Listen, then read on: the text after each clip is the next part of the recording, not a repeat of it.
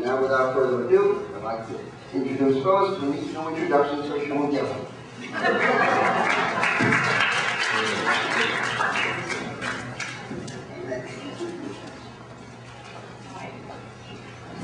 I have a couple answers to questions that were asked last week. Somebody asked if there's a list of all the looted antiquities. There are many lists, but you have to know about these things first to put it on a list. Most of the things that are looted are, of course, done clandestinely, and they don't all go to museums and dealers. A lot of them are sold to private collectors, so there's no way of knowing. The number of objects that are in museums is very tiny compared to the ones in Saudi Arabia and Dubai and China and all those places. Then somebody asked me how big that reef was from the Getty that was returned to Sicily. I was wrong. I said it's to fit on a head. It would actually fit on two heads. It's 5 inches high, it's an oval, so it's 9 inches wide and 11 inches long. So that's how big it is. Okay, today we're going to talk about methods in archaeology. Because I take part in a project in Pompeii every summer. I've been there 5 years. It's an analysis of the whole city, how it functioned. We don't dig. We photograph, we draw, we write descriptions. And every year when I come back, somebody says to me, "And what did you dig up this year?" So I thought people should know, archaeologists who know. First of all, here is a picture of us just quickly.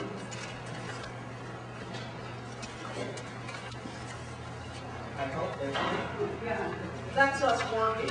You'll see nobody is digging. And I want to add that Inga Otto over there is joining us. She heard me talk last year, and she's going to join us this next summer for the whole 3 weeks. She can come back and yeah, that's it. Okay. There's a difference between history and archaeology. History is the study of written documents. Now, Homo sapiens has been on this earth, even though some people dispute it. We've been here at least 200,000 years. Writing has only been for 5,000 years. Writing began in Sumer, which is now Self-Graph, to keep official records of transactions. Archaeology is the study of past human cultures for material remains.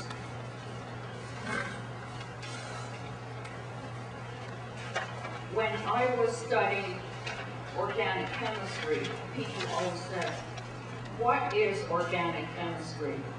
And the answer was always, it's what organic chemists study. The same thing can be said for archaeologists. Archaeologists is whatever archaeologists are studying. Archaeologists study from the sky, above ground, below ground, and in the water. And we'll be going over all these things. Now, there are a few definitions I want to tell you. Features are the structures themselves. Artifacts are movable objects, and attributes are descriptions of the features and the artifacts. First, we'll talk about the preservation of material culture. Preservation depends on the type of material, if it's organic or inorganic, and the environmental conditions. tropical climate is the most destructive because they have humidity, acid soil, and a lot of vegetation. For example, in Mexico, you cut things down and then it grows up in a few months. Organic material is rarely preserved, and that would be wooden furniture and dishes, fruits, carpets, clothing, baskets. Acid destroys bone and wood in a few years. We'll talk about now the different kinds of preservation. The first one would be wet preservation.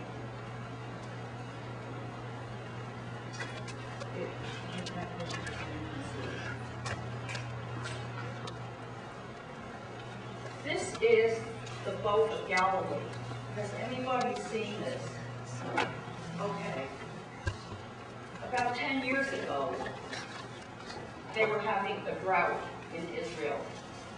And two brothers were walking on the Sea of Galilee, which it was a mud flat where they were walking. And they discovered something that looked like the shape of the top of a boat. Well, in Israel, you have to report to the government right away whenever you find anything that could possibly be an antiquity. So the government came. They decided, yes, this is definitely a very old boat. The newspaper people came. They said, what is this? How old is it? And the archaeologist said, it's about 2,000 years old, about from the time of Jesus. So the next day in the newspaper, the headlines were, Jesus' boat found. Well, it was buried in the mud, in the wet. As soon as they started to expose it to the air, it started collapsing. They said it was like picking up wet cardboard. So what they did, and they had to do it very quickly because the water was coming back, they built a fiberglass cradle for it, and they coated it with foam so that they could lift it out of the water as is. They treated the wood with polyethylene glycol, which is a water-soluble wax, and that replaces the water in the cells of the wood. They put it in a pool and treated it with this stuff for 4 years, and built then this metal cradle. And they built a museum just to show this. It is in one of the kibbutzes along the Sea of Galilee. So it doesn't look like much, but this is a great thing. That's wet preservation. Then we have dry preservation, as this is King Tut's tomb with Harold Carter when he's opening, this is the original picture, when he's opening the tomb. Can you hear me? Yeah.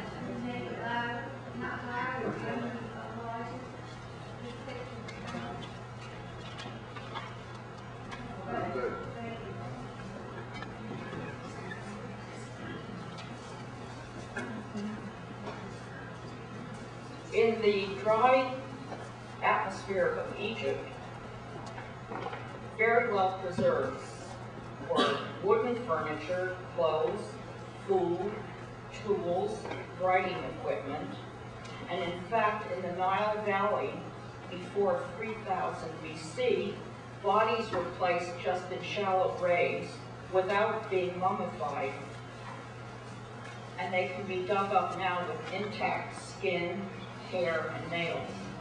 So that's quite amazing. That's dry preservation. Now we have cold preservation.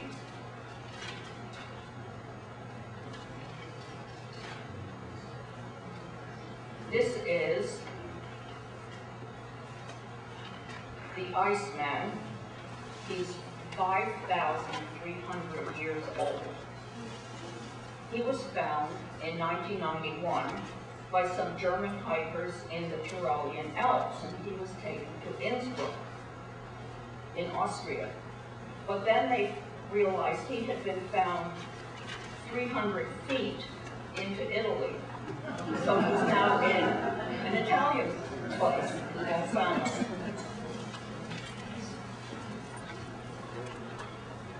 From this skeleton, they could tell that he's in his mid to late 40s, 5 feet 2 inches high, 120 pounds. He had worn teeth because he ate greens. He had no wisdom teeth, which was typical of that time. His internal organs are in excellent condition. He had hardening of the arteries and arthritis, and 59 tattoos, which they think may have been therapeutic because it was all over the places where he had arthritis. With him, they found 70 pieces of clothing. That's his shoe.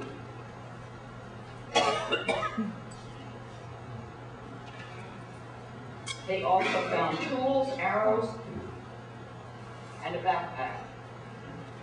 And for some reason, I have no idea why, Brad Pitt has a tattoo of this guy on his arm. Just thought I'd tell that. Phyllis, Question?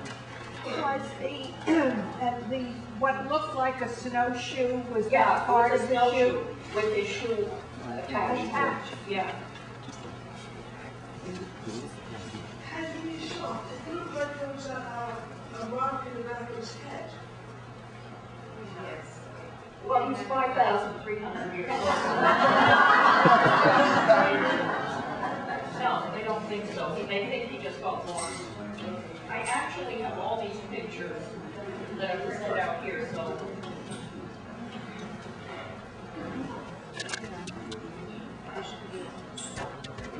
They come out zero on the picture.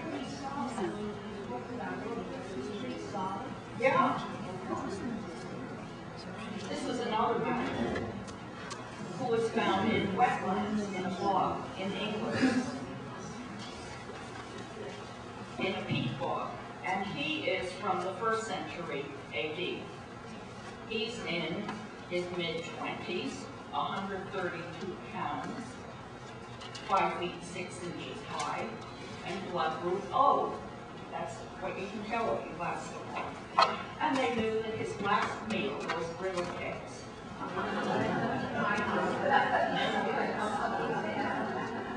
Now this guy, up here, he has a fracture on the back of his neck. So he was either strangled or sacrificed for something that we don't know what. So this is from a bog. Just to bring it back to our country, Florida has 3 million acres of wetlands. And people are just starting to investigate what is there. They have found prehistoric watercraft, totems, figurines, and masks. So that's not so great for archaeologists to be walking in all this muck, but they sure find things.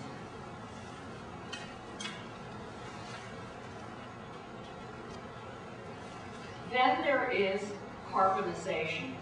When things burn without oxygen, they turn basically into a lump of coal. This is a bread from Pompeii. Here you can see the baker put his stamp. Can you see that? Yeah. But this is, I don't know why it didn't just burn up, but it carbonized. This is carbonized wooden shutters from Ursuline. If you look at them, they're just solid black. In Pompeii, there was no wood at all left. But in Herculaneum, you see shutters like this, you see balconies, stairways. So those are the places that archaeologists work. Now what do they do? First thing they have to do is survey where they're going to be working. There are two kinds of sites. The first one is something that has never been lost, such as the pyramids in Egypt or the Great Wall in China, which is this. Or it's something discovered by accident, such as the Lascaux caves in France, or the terracotta soldiers in China. The things that are discovered by accident are usually found by farmers or construction workers who are digging in the ground. Or there's information from myths, historical references such as medieval sagas, or the Bible.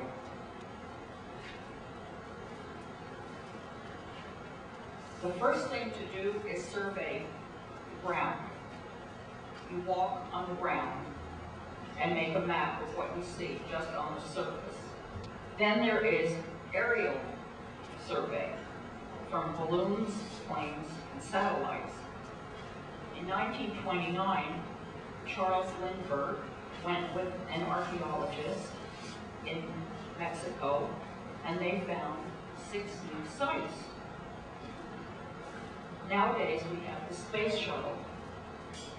The CIA can make images with a resolution of 2 to 4 inches. So they're all looking at you. When I was at the archaeology conference 2 weeks ago, the annual conference, I heard a man talk from NASA. They were discovering Mayan cities that they had no idea they were there, not even from a plane. This is what they saw from a NASA satellite. They're finding not just cities, but the canal system, all kinds of information. The Mayans disappeared in around the 900. Nobody knows why. So maybe with more studies of their cities and their water system, we'll find some answers. It's covered over, if you look, you just see trees. And that's what you see from a plane. But the satellite goes below the trees. And this man has been working at NASA for 25 years. When he began, he really had to convince them very strongly that this was a worthy thing to use their satellites for. Now there are 14 satellites only for archaeology.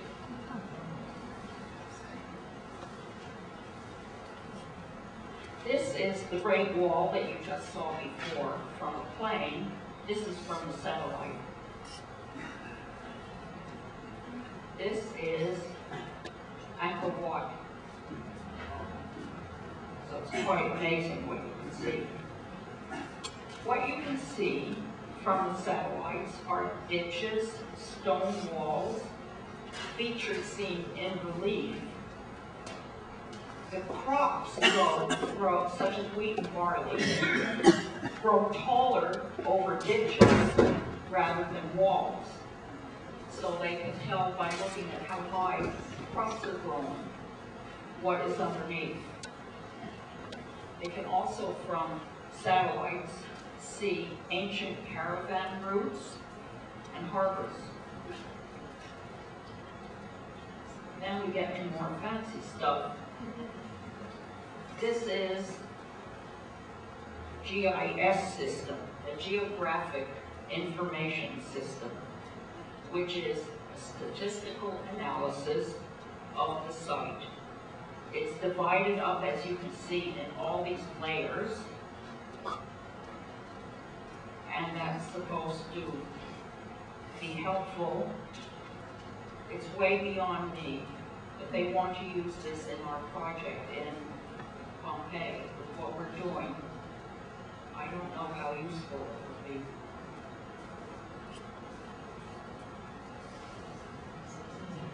I showed you this last week, but now I want to talk about remote sensors. You can go under the ground with a periscope and a camera. And this is an example of an Etruscan tomb that is empty. Out of 3,500 Etruscan tombs, only 20 were found to have painted walls. So with a periscope, you don't have to go in and excavate. You just stick your camera in and you get a picture like this. It's also useful for pyramids to find undiscovered rooms. Then there's electromagnetics.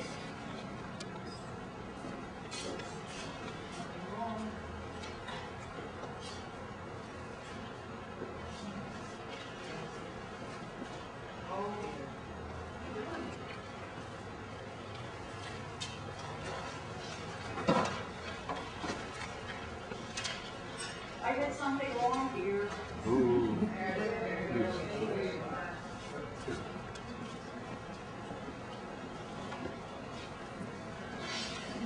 This is a marketplace. This is a marketplace in Rome that was discovered by radio pulses from electromagnetic sensors. Archaeologists use all kinds of physical things, properties of the earth. For example, this is the electromagnetic, then they have electrical resistance. The damp soil conducts electricity, so the ditches have more moisture than stone walls. They test magnetic surveys. As I told you last time with pottery, the iron oxide grains within a ceramic pot are all at random, but when it's baked in a kiln, they line up with the magnetic force of the earth so that you can find ceramic vessels in this way. There's also metal detectors that find small differences in temperature and in chemicals. Then we get to underwater technology. Here is a man in a scuba suit, underwater, obviously, writing. Underwater remains are attacked by salt, marine organisms, currents, but once they settle into the seabed and they get covered up with silt, there's no more destruction. It just stays that way forever. Shipwrecks are found by magnets and sonar pulses.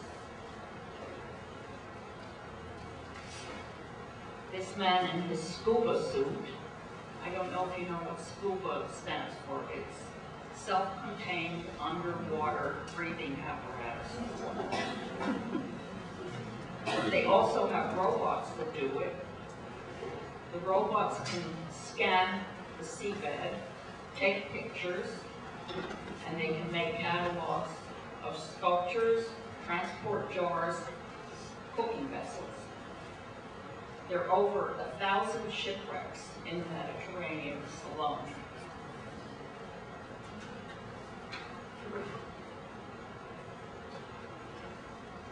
But the only way to really find what is there, to check all this survey data, is by excavation.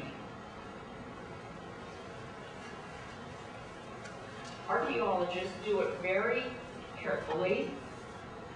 First, they map everything into a grid, such as this. This is the Mount Teotihuacan, or whatever you pronounce it, in Mexico. You can see it's all mapped off into a grid. When you're working in the field, you also have a grid, an actual grid on the ground, so that you can orient and know exactly where you are. Then you dig in trenches, which is like this.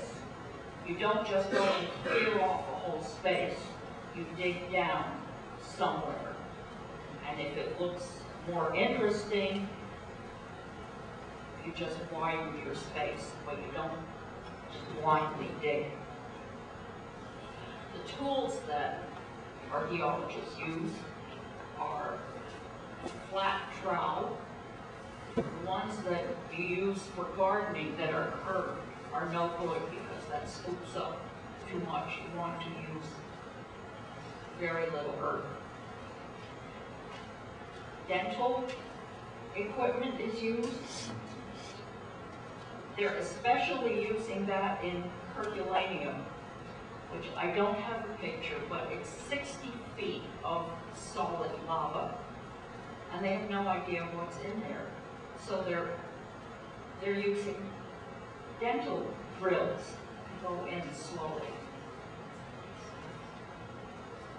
Archaeologists, of course, use brushes, spoons. They sieve everything. They find pottery, and whatever they find, they can map and record exactly where they found it. What's very important are the strata, because if you dig down, straight down, you see differences in the earth, so that you know something happened here, something happened here, and that's all recorded exactly.